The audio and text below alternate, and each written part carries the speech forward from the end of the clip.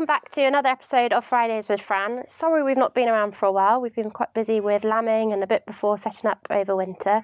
But we're back now, and at the moment we're somewhere where you wouldn't normally visit if you're here at the farm park. It's a bit of our back of house, and we're at what we call the rabbit shed. So it's where we keep any ill rabbits, not often any ill chickens as well that come out here, a couple of male rabbits.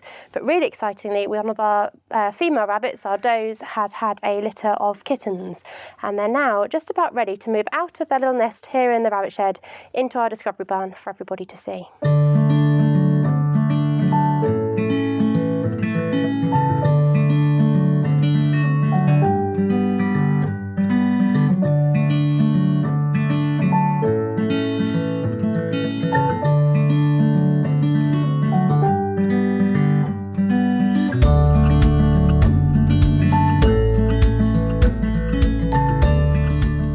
Inside here we've got her nest full of babies. Yes, good girl.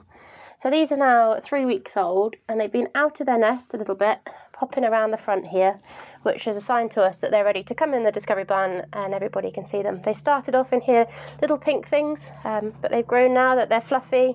We can see them out and about, but we don't know how many there are, so we've got the exciting bit now of finding out just how many we've got. So tucked down in here is her little nest, and she's coming to say hello. Cosy and warm. We've got some of our little baby bunnies. Very wriggly at this point, almost like popcorn. They sit still and all of a sudden they bounce. You've got to hold on fairly tight. And we bought a bucket that Charlie's got here, and we're going to pop them all in our bucket. Hopefully there's enough room in here for us both. So we're going to count them out because we don't actually know how many there are. We've not seen them all out in one go. 1. And when we bought Honey last year, she was born from a litter of 12 from the lady that we got her from. Said if we ever have a litter, expect quite a few. That is a really pretty one. A bit bigger than the first one. And when we get into the discovery barn, we'll just give them all a health check before we put them all down. Oh, there's a white face on that one. That one's a bit bigger again. 4, little ginger one. I don't think there's going to be 12 like Honey was born, but I think this might be the last one.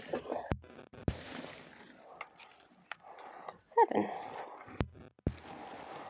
I'll have one final feel around, make sure I've not missed anybody. There we go. 7 little bunnies. So Charlie can take them and I will get Mummy. So I've got Honey and Charlie's got all the babies in the bucket. It's the easiest way to catch them without being so wriggly and hold them. But we've got a box that we got ready early. It's all fully cleaned out. Lots of straw in it, tucked just down here. So we'll pop Honey in first. She can go and find her way through. And then what we'll do is we'll just give all the little kittens a little health check. Make sure that they're all okay, we're happy with them. And we can see we've got some boys and girls as well. Now it's a bit early to tell with confidence if they're a boy or a girl, but we can get some idea. So we're looking at her little genitals, or his. Very fluffy, which doesn't help. That one is looking like a little girl. Very nice. Then we'll just check her eyes, make sure they're all open as they should be. Her nose is clear. And that's about it for the moment for health checks. And she can go down in with her mummy. I think this one's likely to be everyone's favourite. It's marked like a Dutch rabbit. There's a white stripe around its belly and a white triangle. These are a bit of a crossbreed, so they could be a little bit of everything. So again, we'll just check her genitals or his, see if we've got a boy or a girl. As I say, not a lot of confidence yet, but that looks like a little girl to me. And then check her eyes are nice and clear, check her nose, we've checked her bottom's nice and clean.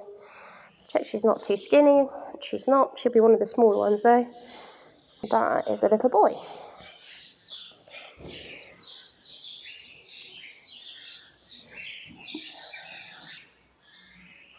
So Honey looks quite relaxed. She's just tucking into the straw. We'll find her some hay in a minute as well. The baby's trying to figure out where they're meant to be going. This one's the smallest, our little chocolate one that we pulled up first. He's a boy, so we'll have to just keep an eye on him. We've been that little bit smaller than the rest. But he's bright, happy and healthy. So Charlie's just pointed out this one that we're just getting to now. And it's one of the biggest rabbits, but it's got a slightly dodgy eye, which we've not seen while they've been in the nest, and we don't tend to interfere while they're still in the nest. But its eye is definitely a bit weepy. I'm questioning whether it's got a slightly inturned eyelid, which we sometimes get with our lambs, and we occasionally have with our guinea pigs. It's called entropion, which means that the eyelid is born folded in slightly, so it rubs on the eye, that's what's happening here. So I've just turned out its little eye. The top eyelid is just folding onto the eyeball slightly, which would be very sore.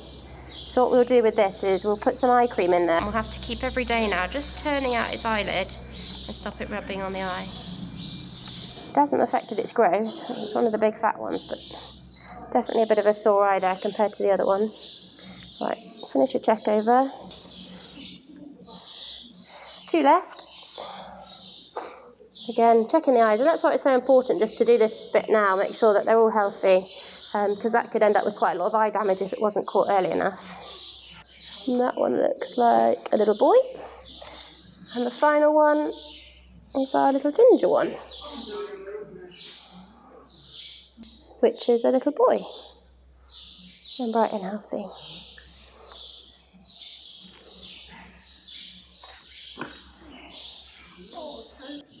So Charlie's bought us some eye cream to put in its eye, and although it's small, it's a fiddly job with something this small and this wriggly, and that should just stop any infection where the eyelid's been just rubbing on the eye there. And we'll have to do that every day now for the next week. And that's the healthy eye, and the other one just with an inturned eyelid slightly.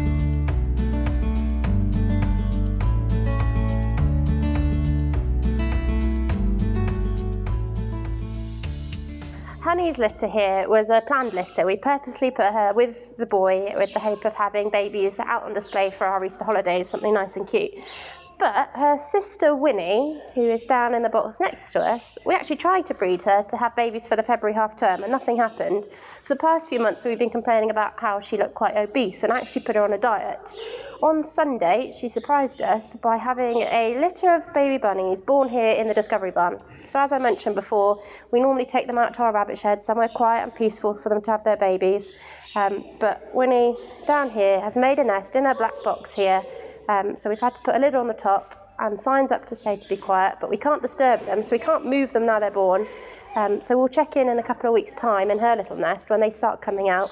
We obviously won't have to do the move because they're already here, but we'll see just how many babies she's got tucked away in her nest too. So you can see on the back of Winnie's neck, she's quite bald. Rabbits will pull the fur away from their necks when they line their nest, and there was lots of fur in Honey's nest, and in Winnie's nest here, that's tucked down here, you can see the top of it with the fur sticking out.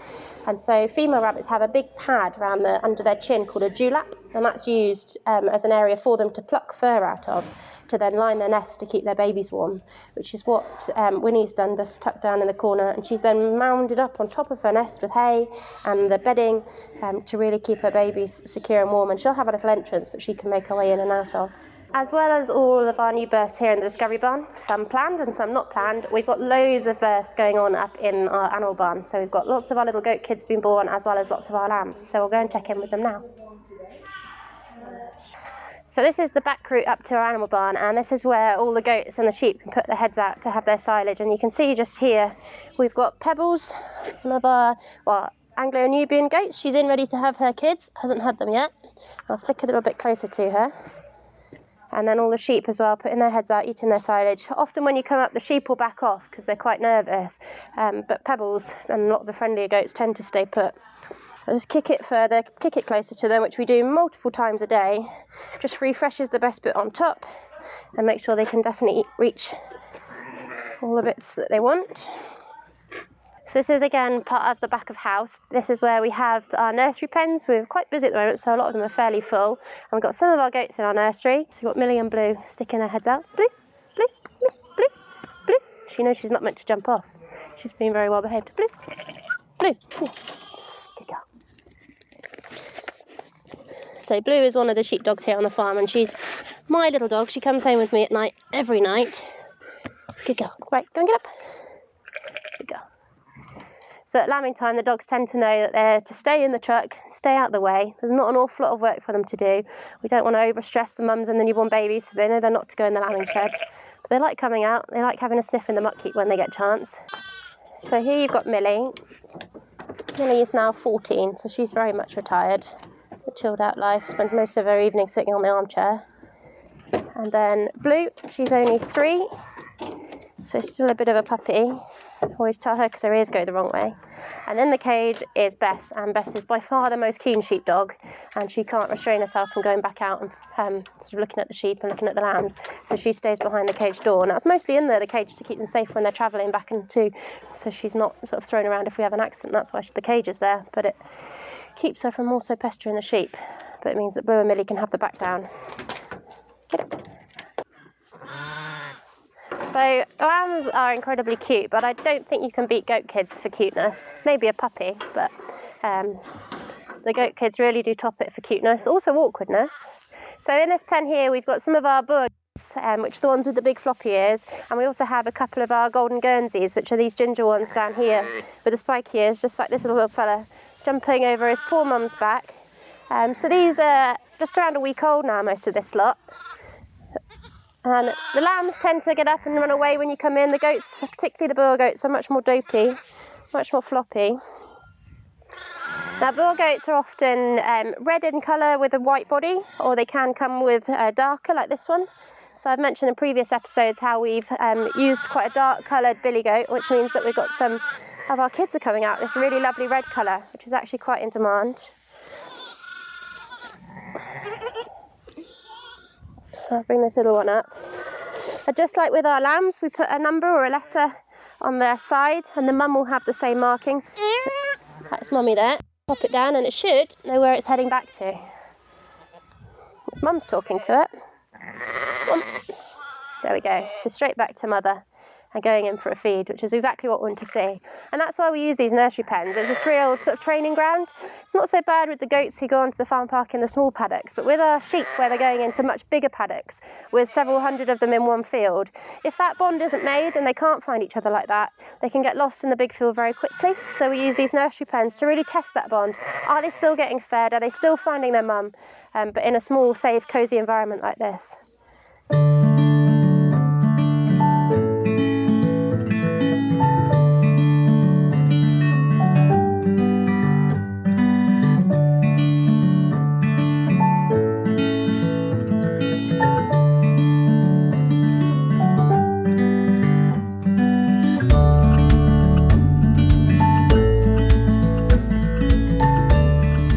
This is one of our golden Guernseys, and they're typically a really gentle goat. Boer goats can be quite pushy and bolshy when they've got food.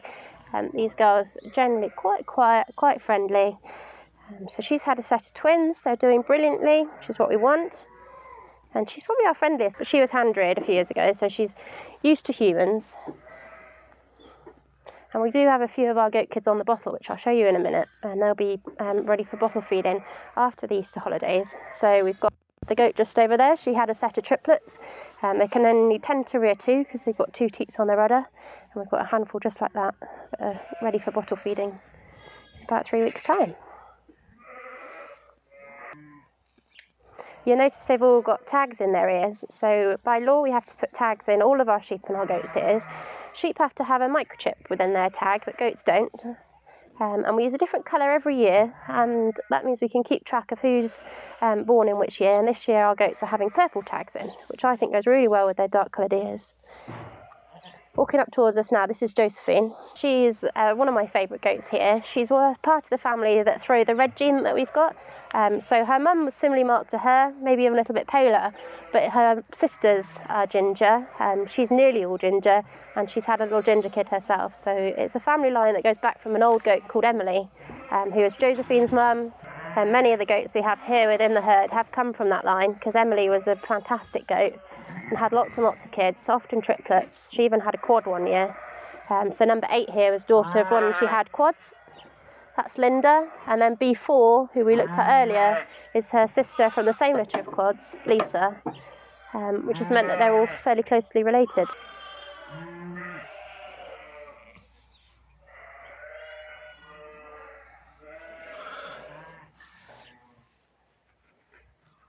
So I'll take you in now and introduce you to some of our bottle feeding goats. They start off in our stable on a machine, and then once they're big enough, we'll be getting them out for everybody to have a go at bottle feeding when they visit the farm park.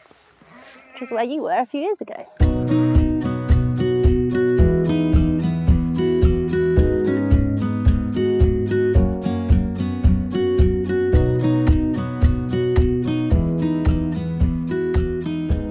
And this is where we keep our bottle feeding goats until they're big enough to come out for feeding. So tucked just behind us here, we've got a feeder machine that makes nice warm milk for them all the time. It mixes formula powder with warm water, and they basically have milk on tap. Now the key bit that we have to do first is to teach them where the milk is. So they've come from their mums, they're mostly off triplets. My mum doesn't have enough milk, and we first of all got to teach them to feed off a bottle and then teach them that the milk is here. So this is a job we have to do several times a day until we figured out they've learnt it, and it's normally obvious when they have, because they're not interested in food from us anymore and they've got a nice full tummy. So they've got a little heat lamp here. It gives off nice warm heat, and that'll be where they curl up. So they don't have a mum to keep them warm, so they've got that instead, and that's where they spend most of their time, sleeping under there. So when we're happy that she's figured it out, nice and full tummied, she should be doing it by herself, and she can then help herself every couple of hours to milk or whenever she wants it, rather than having to wait for us to show her, which should only take a couple of days. And I think this little kid here is brilliantly marked. So it's got a spot down the middle of its back, it's got the classic boa head, but it looks like it's wearing a very oddly shaped brown pair of trousers. One side's like shorts and one side's like trousers with little socks on her feet. I think she's really rather cute. So being a female, it's likely that she'll join the herd here at the farm park, so she'll be out in our paddocks eating animals for many years to come. Okay? Yeah.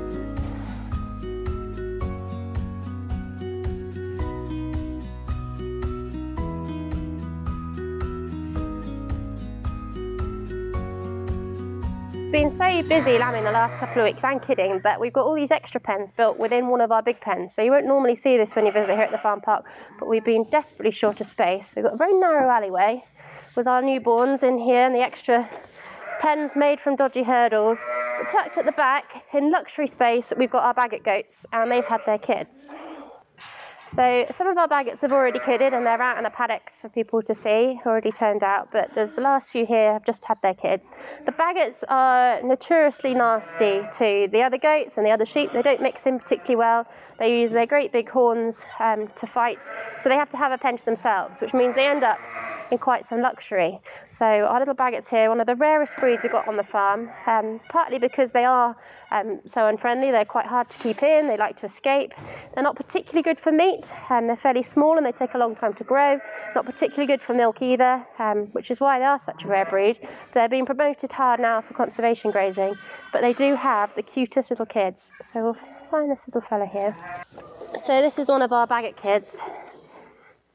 Yeah. So a dark head and a white body is what we're aiming for. This is a little boy. So one of our last Bagots to be born. They tend to be really nice and simple. The kids are only born really small, so they rarely have any difficulties giving birth. They tend to just slide out. They all tend to come within a few days of each other. What we do find with the Bagot kids, though, is that they tend to escape and they make their way around the whole barn. So although their mums are stuck here in their luxury big enough pen, even this morning we found a Bagot goat kid down in 2 pens away in amongst the sheep and the ewes and lambs. So we're still fairly busy here in the lambing shed, lots more babies to be born. So join us next time for our next episode where we'll be covering something different here on the farm.